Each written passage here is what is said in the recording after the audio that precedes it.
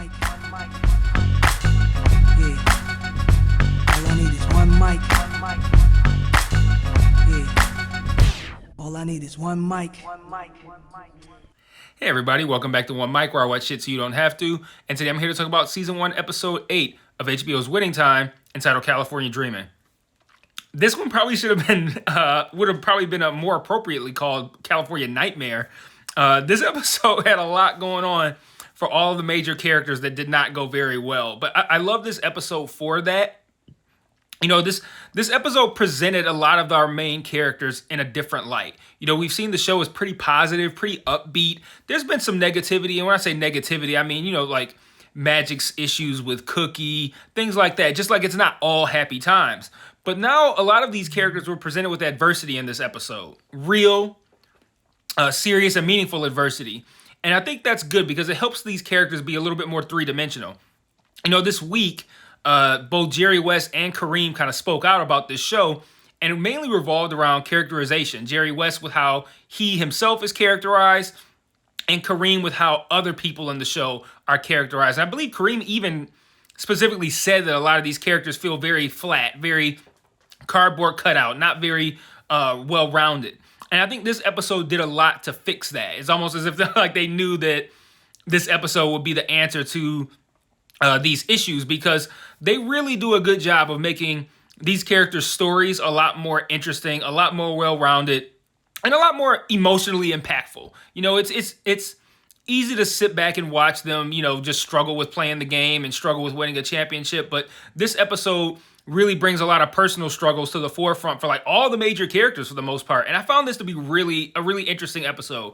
It's not as happy or as upbeat as the other episodes, but it's just a little bit more, I guess, well-rounded, and it helps bring a little bit more, it helps flesh out these characters a little bit more. So I want to talk about each character a little bit and what they dealt with in this episode. I'm going to start with Bus, because I think Jerry Bus had one of the more interesting episodes, one of the more interesting stories in this episode.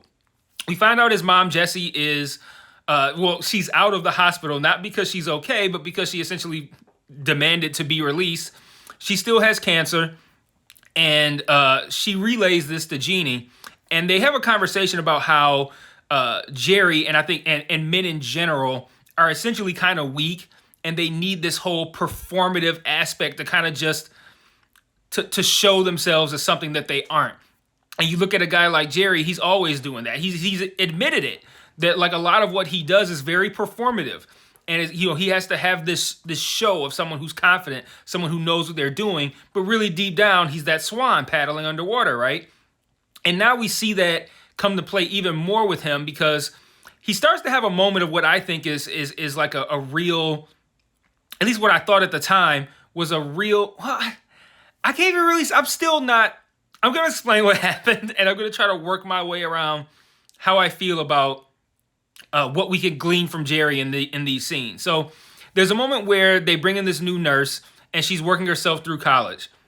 And him and this nurse seem to bond in the morning over essentially him being a son that was raised by a strong mother, and her being a strong mother who is raising her son without her husband. And they seem to bond over this. And Jerry, you know, makes an offer that says, you know, if you let me sit with your son and watch you graduate, I'll take care of all your financial shit, you know, once everything is done with my mother. And even at that time, excuse me, I was wondering if he was being authentic or this was just like a means to get in this woman's pants, which is kind of what we've seen Jerry do all season. And we've seen Jeannie kind of trying to come to grips with that, seeing it, but not calling it out, and not essentially cracking this exterior that he has, that he shows everyone. And she comes out and sees him holding her hand after this, what was actually a very nice conversation. And she lays out all of the information about his mother, how sick she is, how she's dying, and then that all this is happening while he's trying to fuck the nurse. And I just think that was such a good scene, because I could not tell in that moment if he was being genuine or not. And then at the end of the episode, we see him driving her home, and he breaks down crying, and he leans on her and starts crying. I'm like, okay, well, now he's having a moment of vulnerability, but then he turns it sexual. And it made me wonder, one, if this the whole time was he trying to work his way into her pants, or was this a situation where he showed that vulnerability in front of her and maybe felt like he needed to offset it by doing something overly masculine? Like, oh, I just let someone see who I really am on the inside and how broken I am. I can't let her see me like this because men will perceive that as being weak. Like, I can't let her see me vulnerable. That makes me look weak. So now I got to start trying to suck on some titties. And I wonder if that's it. And I also wonder if there's like maybe like a little bit of like a Oedipus complex going on there, where he's, because I think specifically the way in which it turned sexual almost kind of felt like some weird kind of mother-son dynamic. Like, she's the mother to a son who he probably figures is a lot like him, or is being raised in a situation that's like him. So is he looking at her as kind of like almost like a mother figure? So I thought they did a lot of really interesting stuff with him this week. I don't know if that's too far off, if that's what they were really going for, but either way, I found it to be really cool. Really, really cool for that character, not really cool behavior. As far as Magic goes, Magic struggles with Dr. J, who's like overly nice to him and gives him like this great advice about Cookie. And then for whatever reason, I guess 19-year-old Magic, or however old he was at this time, was pretty naive. And I guess he thought that they were going to play the Sixers and Dr. J was going to, like, I don't know, like lift him up for dunks and not play hard or something, because Dr. J runs him out of the building and he seems really upset and surprised by this. And I'm like, what? How could you think that you would get on this court with Dr. J and he was going to take it easy on you just because y'all shared a moment in the last game? And I think that actually probably is what feeds into how he interacts with Isaiah once Isaiah gets into the league. These are two guys that were really good friends, but when they got on the court, that friendship shit was out the window. And I wonder if, let's say something like this actually happened with Dr. J. I wonder if that was like a lesson for him. Like, don't even enter into these games with your friends on some friendship shit. Like, enter it in on some cutthroat killer shit. And he has this conversation with Jerry West at the end of the episode. And Jerry's like, I thought you were too happy, but, being happy isn't going to get it done. Like, he said he has his one ring and he wouldn't trade it for all the happiness in the world. And he tells Magic, like, you ain't going to be happy trying to win, but you have to decide if that's what you want to do. And that's what Magic does decide. And you could tell he felt a way about Dr. J coming hard at him like that. But I think he did learn that lesson. Like, there's no friends out here. If I want to win a championship, I can't come out here expecting to be soft or play lightly or play like I'm just having a friendly game with a friend. I got to come out here on some cutthroat killer shit every night. And I think he learned that lesson. And Jerry West is the right person to learn it from, at least the Jerry West that's on this show. Real quick, because I didn't put this in my notes, but I did want to talk about it. I thought it was interesting, the guy that they have playing David Stern in this episode. We see he has a dinner. It's Magic, Larry, David Stern, who was not commissioner at the time, and Larry O'Brien. I don't even think they say him by name, but he was the commissioner prior to David Stern. He's also who the NBA championship trophy is named after. And I don't know what Larry O'Brien looked like, but I know what David Stern looked like even when he was young. And that guy, that was a pretty good casting on that one. But Magic also has a situation with Cookie where, and this is really good stuff too. She finds out that he slept with her friend Rhonda. Now, we saw that last week when Rhonda comes out of the bathroom after him and Cookie have a discussion / makeout session. And her name's Rhonda Mitchell, which is going to be important in a moment. But I guess Rhonda called Magic's room while he was out to dinner with Larry with Larry Bird, Larry O'Brien, and David Stern. And I guess she laid out, everything. Like, she laid out having sex with Magic, and she laid out that she's now pregnant by Magic. So Cookie now knows this, and she leaves. And I looked this up because I feel like I heard something about this, but I looked it up because I knew that the timelines don't match for, let's say hypothetically, Rhonda on the show has this kid. This kid would have been born in 1980. So this kid would be about 42 years old right now. And in my mind, I'm thinking like, Irvin Jr. is not 42. Like, he's way younger than that. So I'm wondering, like, is this a real person? I looked it up, and apparently during 1980, 1981, him and Cookie weren't together, and he dated a woman named Melissa Mitchell, same last name. And he did get her pregnant, and they did have a son whose name is Andre, who is 40 years old. So it looks like this could be based off of a real life situation, and it's gonna be interesting to watch this relationship play out. If they assume they go in the direction that mostly mirrors reality, and Rhonda has this baby, and this is something that Magic and Cookie have to work through, that's gonna be pretty interesting to watch as well. So good little bit of information there. I'm glad I did a little bit of research before I hopped on here, and I'll have a couple more thoughts as well, but on like little things that happened in this episode and whether or not they really happened or not. And then we have Paul, Pat, and Jack and their coaching situation, they're continuing to have it out over who should finish out the season. Pat thinks him and Paul should do it. They've earned it. This is their best chance to win a championship. Bringing Jack back in will mess everything up. And Jack is very much ready to come back and take over his team. He has different plans for Spencer Haywood, like we talked about last week.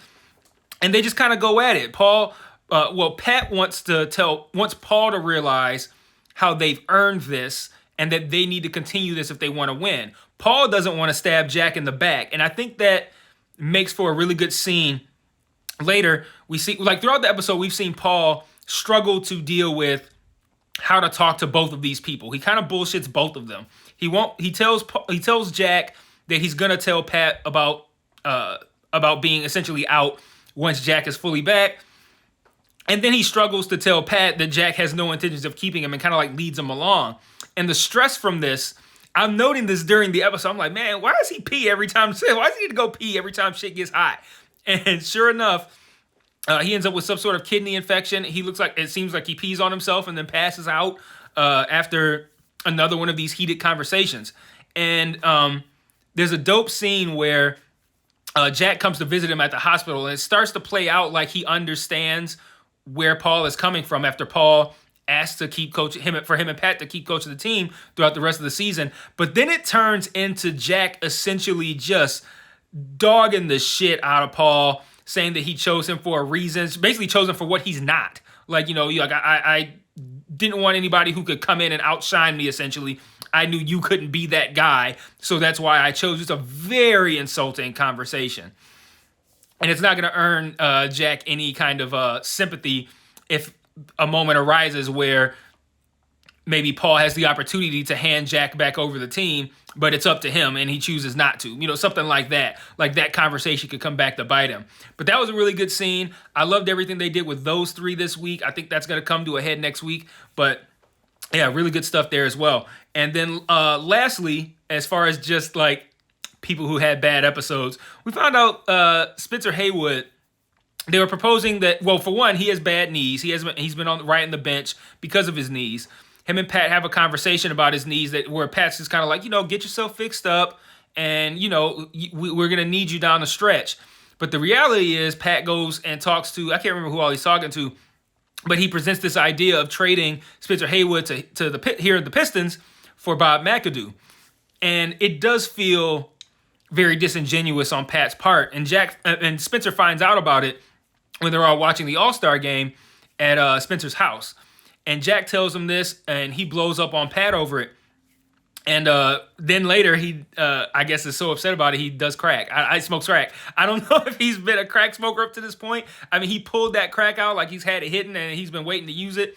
So I'm assuming he probably routinely does it, but he was pushed to do it when finding out that essentially Pat was trying to get him out of there. So interesting direction for Spencer Haywood as well. I wonder if he's going to come out this week and complain about his characterization. Like, he probably smoked crack, and he'll be obligated to save face if he does do that, but he probably shouldn't care. Like, I smoked crack, whatever. I don't even know if Spencer Haywood's still alive, if I'm being honest.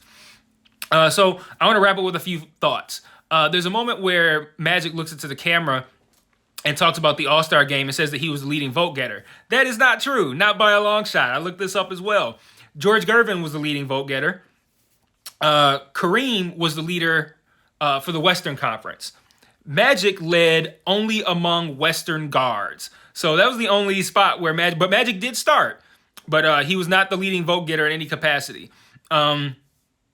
East guard voting was George Gervin as well, since he was the overall leading getter.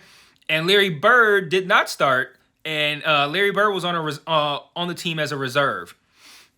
So interesting stuff there. And what prompted me to look it up actually was that when he said that he was the leading vote getter, I thought, were they even doing fan voting in 1979, 1980? But I looked it up, and they started that in 1975. So there we go. I wonder how you did it in 1975. Maybe I wonder if it was the same as it did like when I was younger. You had to get like, you would go to like a game and you would get like the physical ballots and you would poke the holes in them like a Scantron test for the people you wanted. You had 2 guards, 2 forwards, and a center. And you poke the little holes out and you put it in like a ballot box. You know, it's all online now, but I mean, that's probably how they did it back in 1979, 1980. Another thing is that dude that plays Dr. J in this looks old as fuck. Like this, this dude looks like he's like in his mid 40s maybe. Like does not look like somebody who should be playing in the NBA. Like he's somebody who's on his way out. Dr. J was 30 in 1980. Like this again, the Dr. J casting might be the worst one, at least as far as like how he looks. Like the guy did a perfectly fine job acting wise, but like as far as like how he looks, this dude looks like he's like 45, and Dr. J was only 30 in 1980. So, man, that was a rough one. I liked how they kind of built up the idea of Jack being jealous of Pat and Paul's dynamic and their success in his absence by having that scene where they're all drinking together and Pat says like, cheers to number 31. He's like, don't you mean number 40? And he realizes that they were drinking to the number of wins that they got together, not counting the ones that Jack got before the two of them became a thing. And that's gotta hurt. That like, because really, why would you even do that? Like, especially in front of him, like, hey, let's cheers to the wins that only the wins that we got together. Like, who does that? Like, you cheer to the wins on the season. You're at 40 wins. I think they were like 40-13 or something like that. Incredible record. Why would you not cheer to winning 40? It's an even number. All this, like, cheers to 31. Okay. And then there's a moment where they're at a show for the All-Star game, and Milton Berle goes up to perform, and he makes a thinly veiled racist joke, saying something about, I heard this was America's best, but all I see is America's beasts. Like, very, I've never heard if Milton Berle was racist or not. I don't know. I don't know if a iffy joke happened at an All-Star event. That's probably somewhere in the book if it did happen, but I really don't think you just randomly throw in, hey, Milton Berle might have been a little racist into the show for no good reason. Like, why is he's been dead for like 20 years. Why is he catches strays on winning time? But I don't know. But that was interesting to me. The only thing Milton Berle is a little bit before my time.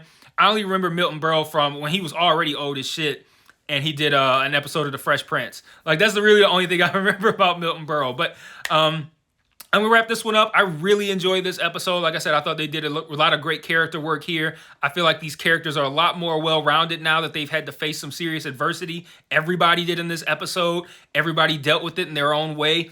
And I think these characters are a lot less flat kind of cardboard characters like Kareem seems to think, and a lot more well-rounded now. And I think that it would maybe even behoove him to kind of like put out a new post like, you know, I really shit on this show pretty hard, and I think they did a good job this week with how they did the characters. So 2 more episodes left. I will see you guys next week for episode 9. And until then, peace.